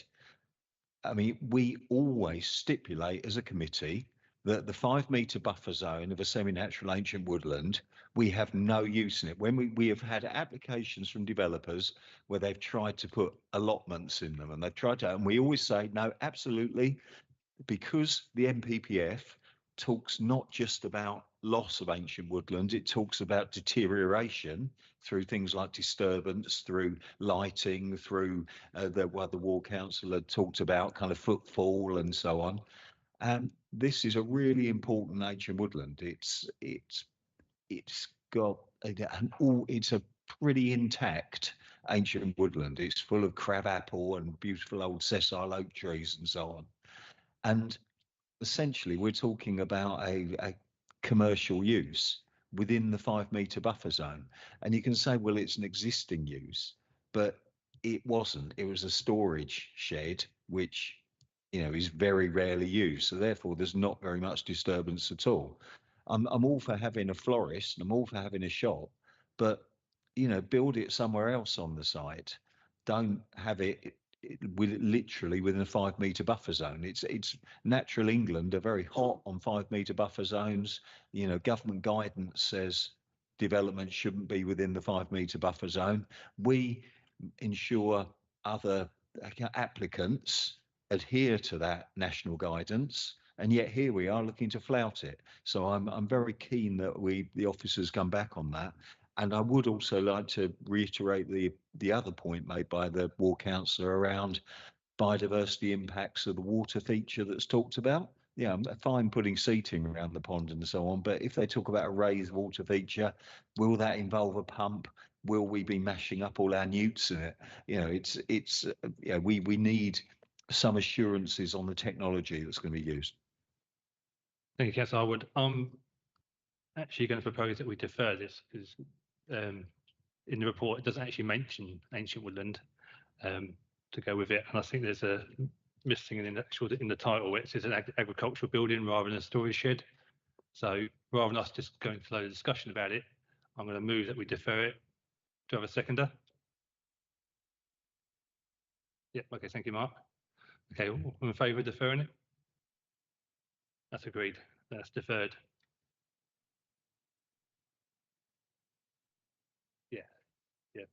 Yeah, defer that, and the title would be in the wrong states.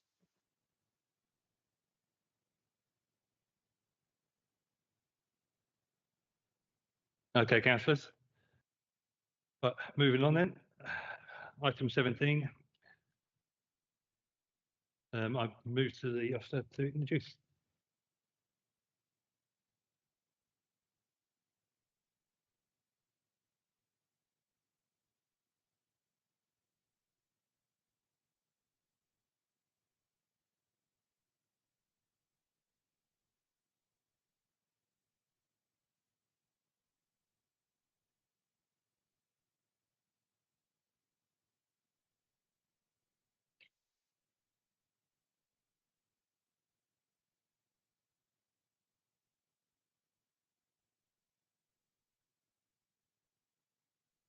Thank you, Chairman.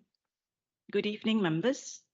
So this is a retrospective application for an outbuilding in the rear garden of a 2-storey detached dwelling within Maidstone urban boundary.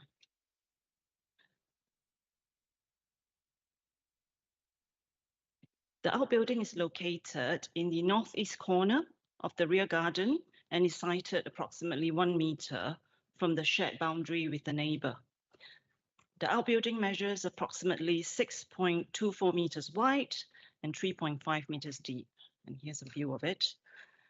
And there are south-facing patio doors looking towards the dwelling and a high-level obscure glazed window looking eastwards towards the boundary fence, the shared boundary fence.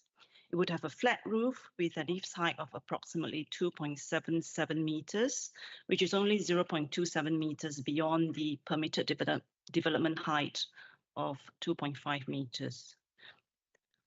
Only a small section of the outbuilding would be visible over the fence line as shown in the neighbor's photograph. Overall, the scale of the outbuilding is considered acceptable relative to the scale of the two-story detached dwelling and its garden. The use of the outbuilding is incidental to the use of the dwelling house. So for the reasons set out in my report, it is considered that the outbuilding would not cause significant visual harm, detrimental impact to neighbouring amenity, or would be unacceptable in terms of any other material planning considerations. Approval is recommended subject to conditions set out in the report, with ecological enhancement condition to be carried out within 3 months of the date of the decision. Thank you.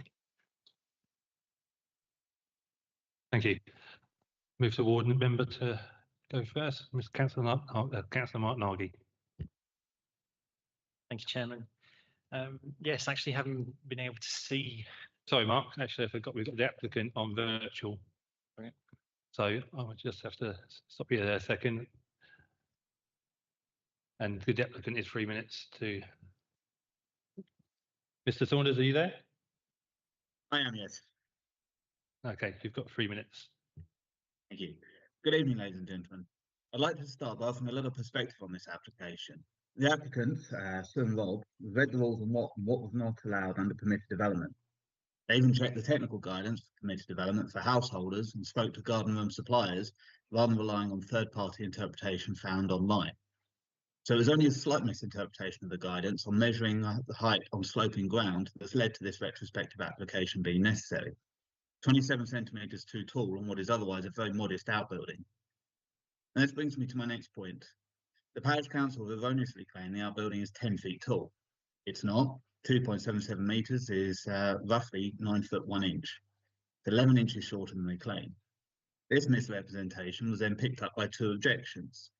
Would they still have objected if they hadn't been misled by the Parish Council? Who knows? But it certainly doesn't result in a fair process for the applicants. The Parish Council have also presumed to speak on behalf of all neighbouring properties, claiming the outbuilding is overbearing for all. More than half the neighbouring properties support the application. Further 3 objections that I've just mentioned objected after the misinformation had already been published by the Parish Council. The principal objecting neighbour also made a loud point over the loss of privacy.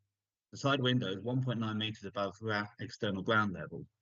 And for context, I'm 6 foot tall and the window in question is well above my head. As Ms. Tyre mentioned, it's frosted glass and even when open, still 1.2 metres away from the boundary. Comments have also been made about poor drainage causing rainwater runoff onto the dividing fence.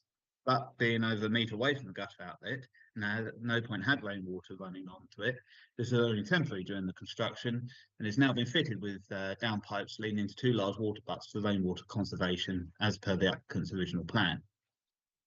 Lastly, this same neighbour went beyond simply trimming their own hedge during this application. They cut out a chunk out to better monitor the activities of the applicants. It's hardly the actions of someone truly concerned about the loss of their own privacy. In summary, all the objections made, height and loss of privacy, do not stand up to scrutiny. And yet, despite this carousel of unfounded and unreasonable objections, the applicants have clad a third of that side with cedar wood at greater expense themselves to provide the principal objector with a more aesthetically pleasing design on the small corner that they can see. They've tried to communicate with the neighbour to reach an agreement only to be rebuffed at every stage. This is a neighbour dispute that's got out of hand, causing one of the applicants to seek medical advice on a diagnosis of anxiety and the wasting of time and resources of the local members. All this for a garden outbuilding. Focusing on the positives though, the local authorities representatives in planning and enforcement have been a pleasure to work with, and I do not believe that I could add anything more to their summary report to the members on the subject of planning policy. So I would ask the members to please accept the recommendation of their colleagues and approve this outbuilding. Okay, thank you, Mr. Saunders. Almost bang on 3 minutes. Thank you. I've also have been contacted by Boxley Parish. Councillor Cox has contacted me today saying that they did try to withdraw this item, but we haven't received an email yet to do it. So that's hence why we had to have it introduced. So, but it's just a bit of background to go with it. Okay, I'll now go to Councillor Mark Nagy, the ward councillor. Thank you, Chairman. Yes, I mean, having been able to have a look at the actual building itself, I can see that yeah, the main issue have. It's not a big one, but it's just the side window. Usually when we have buildings of this nature, the general premise is not to have anything facing towards the neighbour's side of the property. There's plenty of opportunity to have these windows placed in any other part of the building for lighting purposes.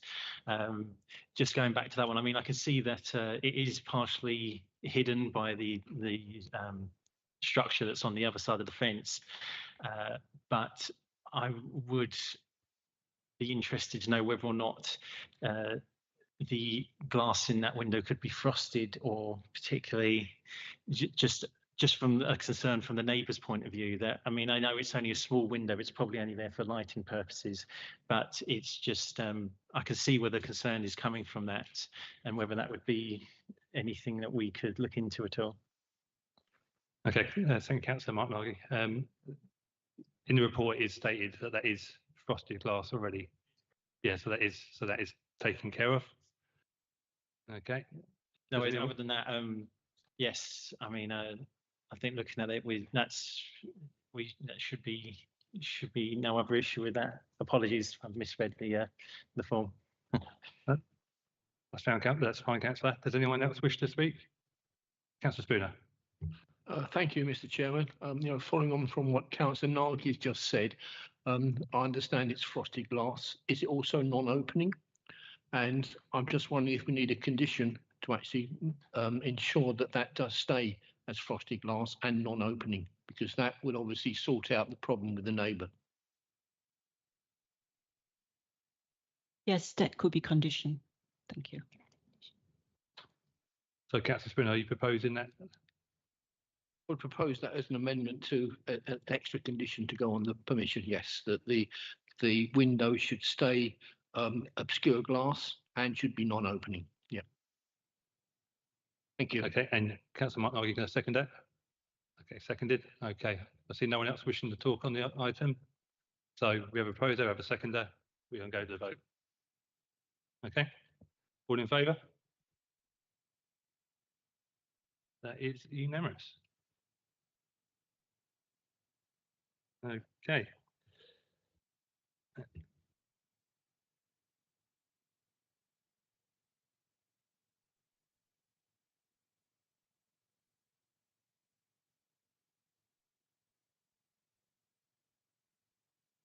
Okay, so moving on then, item 18, appeals. Thank you. Do members have any questions? Okay, so that is noted. Noted. Okay, moving on to item 19. I call upon Rob Jarman to introduce the training report. Thank you, Chairman. Yes, straight to the recommendation. I'm recommending a training programme as per Appendix 1 of your papers. Secondly, that all members of this committee, including those likely to be substitutes, complete the mandatory training set out in the aforementioned Appendix 1 by the end of October. Members need to complete that mandatory training, otherwise they would be disqualified from sitting on this committee. Thirdly, all members are recommended to attend discretionary training to improve their knowledge. Fourthly, that as we've done for a number of years now, that parish councils be invited to all planning training events. And lastly, that training sessions are delivered virtually so that there's a record of them. Thank you. Okay, just on, I know North Luce has become part of Luce Parish now, but there may be other bodies out there that may want the training on it. Can we please open up to the other bodies? Yes, that's the more the merrier, to be frank, from my perspective. Right. I do actually. Councillor Parfitt-Reid. Okay, Councillor Harwood. Thank you, Chairman. I don't wish to be unkind, but the training sessions are not the most entertaining I've ever attended, and there's a certain colleague of mine who speaks more than anybody else at them. But I'm very aware, and so as far as it goes, I have no problem with what's on the papers. However, I think that in the past we have had some really good events that really stimulated good discussion amongst members and officers. And I particularly think when we used to get representatives of more kind of trailblazing councils to come along. And I just think that if we're setting up virtual events, it's even easier to get those colleagues from other parts of the country to dial in. You know, I can still remember the event when we had the head planner from Reading Council came in, and it was really, really good, and it led to some really significant changes in the way that we did things. And we know from Planning Magazine and others that there are councils who are doing things which, you know, potentially we could learn from. And I do wonder whether perhaps in addition to the programme or as an adjunct to some of the sessions we're already doing that are themed, we could just perhaps ask some of those planners or those companies and so on that whether they could come along and they get some discussion going. I don't have an issue with that, the Vice Chair. Mike.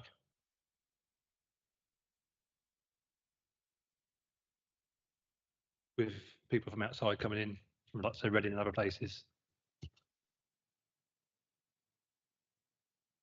I'm in favour, yes, thank you. Okay, so Councillor Cox. Love the idea of training. I think we all need to start in the same place and get up to an acceptable level before we then go to the next level.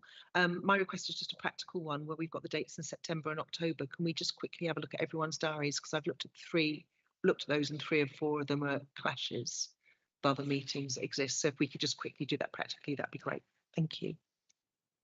Yeah, if you give me delegated powers, I'm happy to be flexible because it's pointless sort of imposing a date and nobody turns up. So yeah, we'll look to rearrange some. Okay, so I'm going to propose that we agree with Councillor Harwood's proposed as well. We're going to open up to other bodies outside the parish as well, outside the parishes. The third one. Oh, and also keep us abreast of the emerging new MPF, which will be coming out of the new government. Okay, is that agreed? Okay, on that note then. Okay. Could I just raise what appears to be a very minor point, but seems to create a lot of drama. From what I can gather, Boxley Parish Council have emailed me today, but just to bore you all, I haven't been in work. I've been at my daughter's graduation, so I'm not looking at my emails. So I just please could councillors and parish councillors just contact the case officer. That's what they're there for. Thanks. And I would, to finish up, I would say those of us that are on parishes as well, I know we can't take part in the planning committees, but I would advise something my parish is going to propose to sit on the planning committee at Tovel Parish Council. You have to complete the same training so that we don't, so we all have the same training, we all understand the planning. Okay. Councillor Spooner, you look like you want to come in then, or was that the? I don't sit on the parish council planning committee. None of them have had training as far as I'm aware. Oh, one may have done. I think that proves my point. Okay, so I should draw the meeting to a close.